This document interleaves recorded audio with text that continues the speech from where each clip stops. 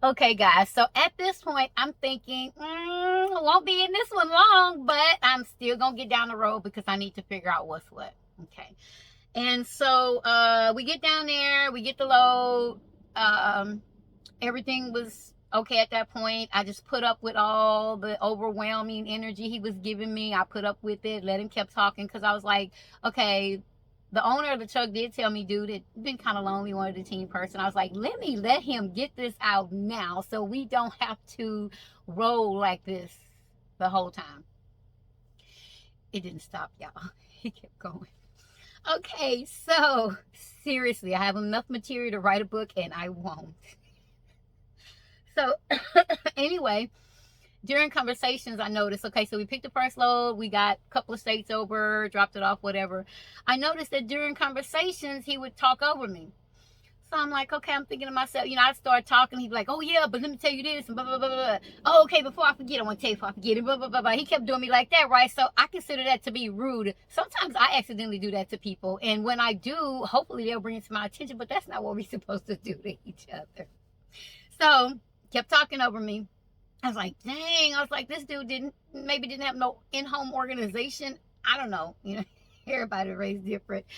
But anyway, so we were sitting at a truck stop, and after we delivered that first load, and another driver got out of his truck, like often drivers will do, got out of his truck, walked over, and knocked on the door. Because he wanted to know about this company. And drivers do that to each other all the time, just to find out, hey, how's your company? How's it going? I started to apply there, or I just left there, whatever. So dude knocked on the door.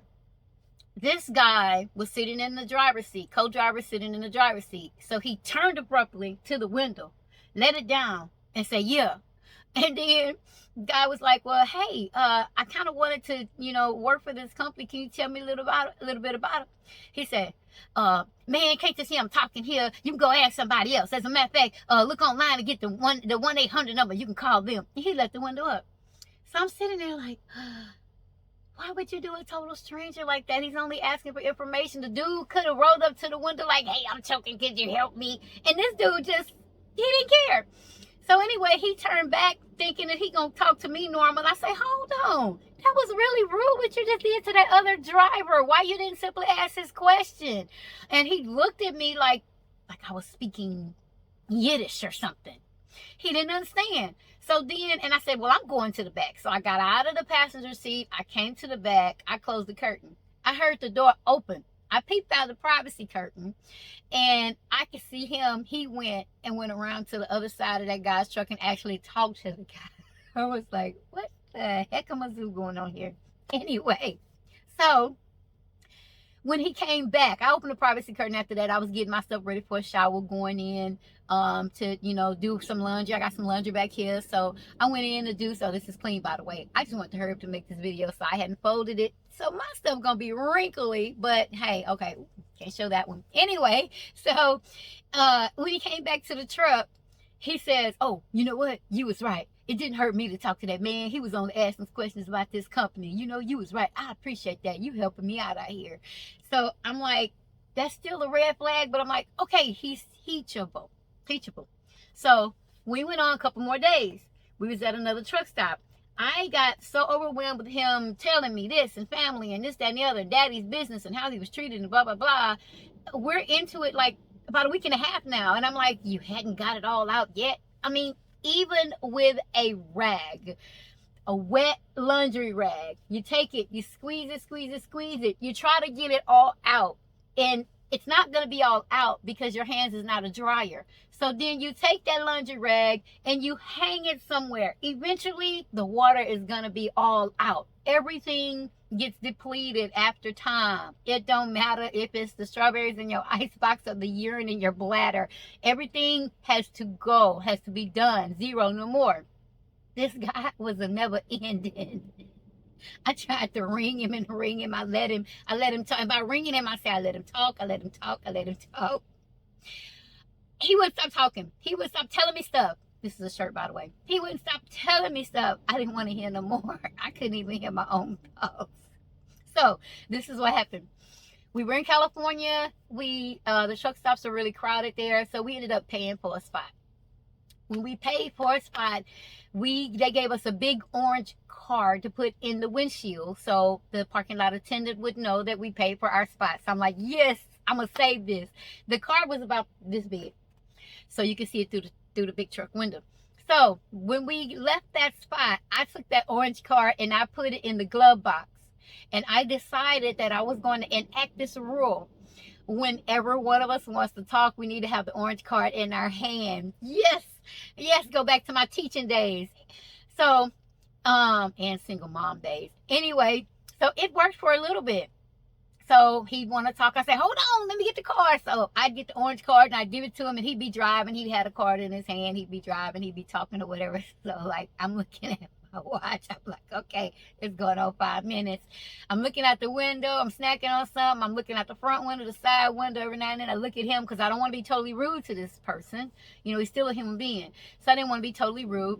So I, look every now and then. I'm like, when is he going to stop? In my head, I'm like, when is he going to stop? Oh, Jesus, just let him stop. So sooner or later, he'd stop and he'd hand me the card. Then he said, oh, I got one more thing. So he'd take the card back. So I let him talk. I was fair. I think I was more than fair. So I let him talk. Eventually, he would give me the card. I would start talking and responding to the things that he said. And he said, oh, I got one more. Can I get the card? So y'all, this little daycare activity went on. We was like ping pong with the orange card. Ping pong with the orange card.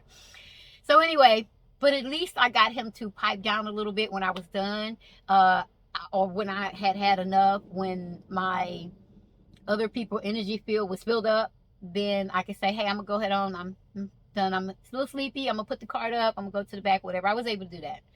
But when I was driving it, he wanted to talk. Y'all, I was held hostage. Oh, I was held hostage. I'm at the wheel like, okay. And he's talking. That was a problem for me.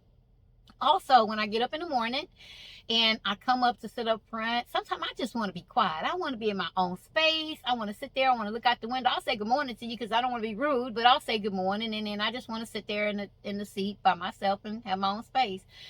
Well, and I let dude know that. Sometimes I get up in the morning, I'm not ready to talk. I just want to be in my own space. Okay, so dude wanted to talk majority of the time. And one day I just blew up at him. I said, can I ever just come to the front and sit and have some peaceful time? Look at the mountains, the hills, the valleys, and all this terrain that God let a little short girl like me drive this big rig. Can I just come up here and enjoy my time in the passenger seat? Sometimes I could. Most times I couldn't, because he was yabba. Oh, y'all made me dizzy. So I got to the point I started hiding in the back. So what I would do is whenever he would stop the truck, if I had just waken up, and whenever he would stop the truck, I'd hear him slam the door, he'd get out. Then I'd come up and I'd look around and kind of enjoy God's beauty. And then when I'm peeping around and the truck stopped in the parking lot, when I see him coming, I would run to the back. It was crazy. So those were issues that I had with the team guy. When you go to a truck stop, it's like any other store. People say, hey, good morning, how you doing, whatever. Sometimes people see you cleaning your windshield. This is a big truck. They got windshield cleaners. The pad is about this long, the scraper is about this long, but they got a gigantic stick that will reach the top window so you can clean the windshield. There's been times where me and even other people have been struggling with that stick to get the windshield clean, and somebody will come up and say, hey, can I help you? Can I get that? Or even getting the fuel or different things that other nice truckers will offer to help you with. They don't mean nothing. They don't want your phone number. They ain't trying to chit chat with you. They just see somebody they want to help. I've had that happen to me before, and even while I was on the truck with this team person. This team person didn't like it. I got accused of talking to people at the truck stop. I got accused of somebody looking at me at the truck stop.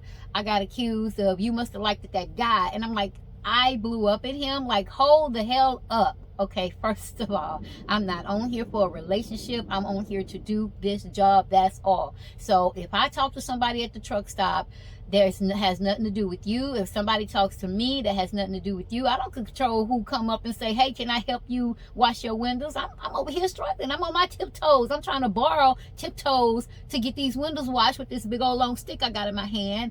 And if somebody decides to come and help me, I can say yes. I can say no. But either way, don't be looking at me all wishy-washy like a piece of molded bread because you see somebody out there who's nice enough to help me clean the windows. Okay, while you was asleep or while you was getting fuel or whatever the heck. That bothered me because I am property of nobody. When I look at the tag on the back of this shirt, it belongs to the company who made it, and now it belongs to me because I bought it. I have no tag on my rear end that says property of, except for the fact the Lord Jesus. I don't know why he was blowing up over that, but I was about to blow up at him again. Out here at the truck stops, the major truck stops have this reward program to where you buy so many gallons of fuel and you get showers. I think it's like one of them has 50 gallons of fuel and you get a shower. The other one has 60 gallons of fuel and you get a shower. Okay. So, dude, this is what he said. He said, well, hey, let's look on the app. You can get premium or like, it's like showers, free showers, as many as you want for a month if you get so many, like 1,000 gallons. So, he said, look, this is what we're going to do.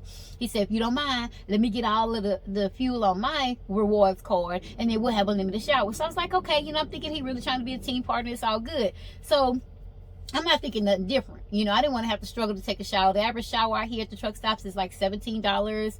I found a mom and pop place where you could take it for $12, which is pretty cool, but they had a small parking lot. You risk getting towed way over there. Anyway, so yeah, I was like, okay, that's cool. He's trying to be a team person. Yeah, I'll go ahead on and we'll get all the fuel on his rewards card. So even when it was time for me to fuel, he kept his reward card above the steering wheel and I would get his card. So we did make it to that platinum status. Man, we had showers out the wazoo. Anytime we wanted a shower, we had it because of that platinum status. It was going good. Except I didn't know why he really did it. He didn't do it so he can have as many showers as he wanted. We can be a team. He did it because he wanted to control the showers, and I didn't figure that out until after it was done.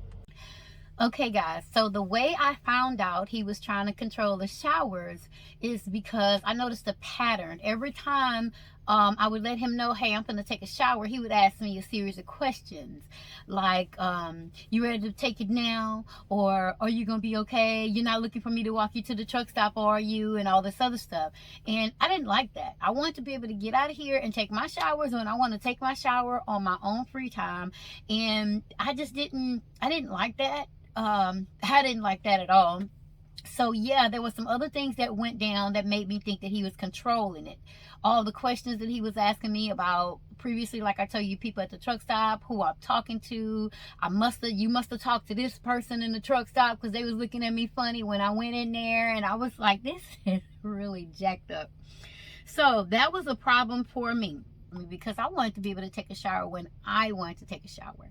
Later on, he started controlling the showers in the aspect of, like, he would go take his shower, and then when I tell him, hey, I'm getting ready to take a shower, he would question, well, you sure you're ready to take a shower now? Or different things like that. Or like when he was getting ready to take a shower, he would say, well, hey, I'm getting ready to take a shower, you want to go take one? So it became majorly problematic. So at certain points, what I did is I don't care if he had diamond status and could have all the showers, I started fueling, making sure I fuel before I give him the truck back so I can have control of my showers. I also paid for some of my own showers just so I wouldn't have to be on radar like that with him. I don't like that sort of thing, and I don't know where he get up trying to do it. So yeah, that was a problem for me. All right, so we were in Virginia, and I noticed that I started noticing different patterns in him. Like he would go and take out the trash. This one particular time I was asleep, and we had one hanging trash bag here in the truck, and we used it. So this particular time he was, I guess, trying to be quiet, but anyway, it was time for me to wake up. So I woke up and I saw dude, not only was he gathering trash to take out, but I saw him digging through the trash bag. There was something that he took out of the trash bag, and it looked like an item that I had put in the trash bag. And that to me was really creepy. This was a personal female once a month item, and I'm like, what the hell is going on? So I raised up and I asked him, I said, hey, good morning, what's going on? He's like, oh, I'm getting ready to take out the trash. So because I had woken up at that moment, he shoved the item back down in there, but he took the trash out. That was, where's my damn red flag? Okay. That was alerting for me. So at the time, I watched him walk over to the dumpster. He put the bag in the dumpster, threw it in the dumpster, but that was the last time I shared a trash bag with him. That was a red flag for me as well. I did not like that one. I didn't know what was going on, but I mean, hey, if something is trash, you just throw it away. At the same truck stop on the same day, I got out of the truck. I went into the truck stop, got me something to eat, take care of my business. He questioned me about getting out of the truck without him, as though I don't know what he was thinking. But anyway, I did get out, and he wanted to know, hey, did you talk to anybody in the truck stop? Again, I went in there and people was looking at me, and seemed like all those cameras was aimed toward me, and I just wanted to know, did you talk to anybody? Did you say anything to anybody? And oh man, red flags was popping up. But mind you, I'm in another state. At this point, I had put home for my home time because I was out of there. I have too many items with me to say that I was going to jump out and catch a plane, and would need to take all my stuff with me. So I had put in my home time so I could actually get back to my home state and get out of Madville. Okay, so on another day, we were about 6 states over, and we had gotten to the truck stop at night. He was driving. This guy ended up backing into another person's truck. So he was all panic mode, scared. What I'm gonna do? Oh, I just lost my job. Oh, it's done. You can have the truck by yourself. He's like super freaking out, and I'm like, hold on, calm down, go out and talk to the person, see what the damage is, trade the insurance cards. That's all you have to do. Dude was like majorly freaking out. I didn't know. I didn't know if I should slap him or what. But yeah, he was freaking out because he backed into this guy. It all worked out for him. He got out. He talked to that guy of that other truck. There was not much damage. Guy let him go, but he was like super freaked out. And I understand that. That's just a normal thing. I guess what bothers me so much is after all the other crap that I went through with this guy, now you want to show some humanity. It just, a couple of times we would order food through Uber or DoorDash. So I noticed another pattern. Sometimes, like example, there was one time it was a Mexican restaurant and they didn't have charro beans on the menu. So I called the restaurant because I wanted to have charro beans. So after I called the restaurant, the lady says, yes, we have them. It's not on the menu. Just after you place it, let us know. The dude said, I don't want to order from there. You already called. I don't want to order from there, which I thought was really weird. If I didn't want to order from there, I wouldn't have called to see if they had the charro beans.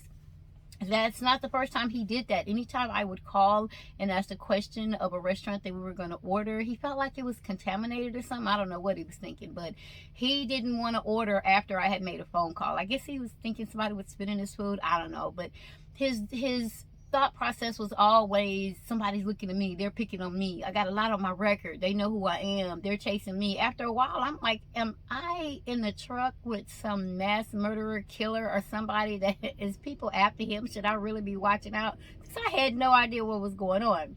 And I'm thinking, if the guy had been all that bad, this company would not have hired him. They would have, rejected the application. So I figured it wasn't anything massive, but I had no idea why this guy was dodging. Okay, that truck was loud. I had no idea why this guy was dodging cameras, why he didn't want to talk to people. He didn't want his name out there. He didn't even asking me questions. Hey, did you tell them people in the truck stop who you was riding with, what your name was? And that was some creepy stuff, y'all. And in the meantime, I'm trying to get back home. There were some initial things. Later on, after I got in the truck with him, I figured out that this truck had 2 keys. All the time, and I discovered it about 3 weeks later, all the time he had been controlling when I get in the truck and when I don't get in the truck with 1 key. The other key was hidden. He didn't want to say anything. That's problematic, guys. That was like, where the hell my red flag keep going? Okay. Red, it's a blanket. Red flag, guys. Red flag. So, yeah, those things were like, I'm like, human being, well, I can't say human beings. People don't just, I can't say regular, I can't say normal, people. You wouldn't expect people to be doing the things that he's doing, y'all. So, that was a problem for me. He asked me a weird question. This guy asked me, did I like his dad? I said, huh? Well, what are you saying? He says, I said, huh? What are you saying? He says, do you like my dad? I said, I don't know your dad. He said, oh, well, you've been in trucking longer than I have, and my daddy been in the trucking longer than I have, so I just pretty much, thought you might like my dad. I might have dated him or something. I have no idea. I had no idea who he was before this company put us together. Just because we live in the same town, miles apart in the same town, I don't know everybody in that town. I don't know every truck driver that lives or exists that's in my town. I don't know every truck driver that is in my neighborhood. So why in the hell would I know your daddy? That was real creepy, guys. That was, I don't know, definitely problematic. Oh, another thing that he would do from the beginning that was a major red blanket flag for me is that when I first got on the truck, he says, hey, all my other team drivers I was with, I just want you to drive. You don't have to open the doors when we get to the shipper. You don't have to get the fuel when we get to the truck stop. You don't have to do anything. I just need you to drive. All my other co-drivers, I did that for them, and I'll even wash your clothes. So I was like, I told him, I said, no. I said, exercise for me. That's, I'm a diabetic. I need to get exercise. I said, me getting out at the shippers, the fuel, all that stuff, opening my doors, that is exercise for me. I'm not going to let you or anybody else take my exercise away. And I said, I've never had anybody wash my own clothes since 18 years old. I do my own laundry. And so all through the trip, when I was on a truck with him, he stopped asking to go in the shippers. He stopped asking to get the fuel with me once he saw that I was getting my own fuel. He stopped asking to get the fuel with me once he saw that I was determined to, get my own shower points. And so, but he continued to ask to wash my clothes. I never knew why this guy wanted to wash my laundry. I have no idea. I have no idea. But that's what he did with his other co-drivers. That's them. That's their dynamic. That is not my dynamic. I don't operate like that. I just really don't. It's a difference between an operation of a washing machine and the operation of a television. They work in two different capacities. Hey, I don't operate like that. So I continue to tell this brother, no, I do my own laundry. As a matter of fact, on the third or fourth time he asked me, I started hiding. I got 2 tubs in here, 2 little small tubs about this wide, and they're long. So I put my stuff in those tubs, and my dirty clothes, I made sure I hide them because I don't know what was going on with this guy. It was just creepy, guys. I don't know. I talked to the owner of the company, and he was like, well, just, give me 30 days. And at this point, it had been 30 days. So I talked to the company over that owner to get a load home so I can get off. Oh, we had a major issue. We ended up in Ontario, California over the weekend because we didn't have a load.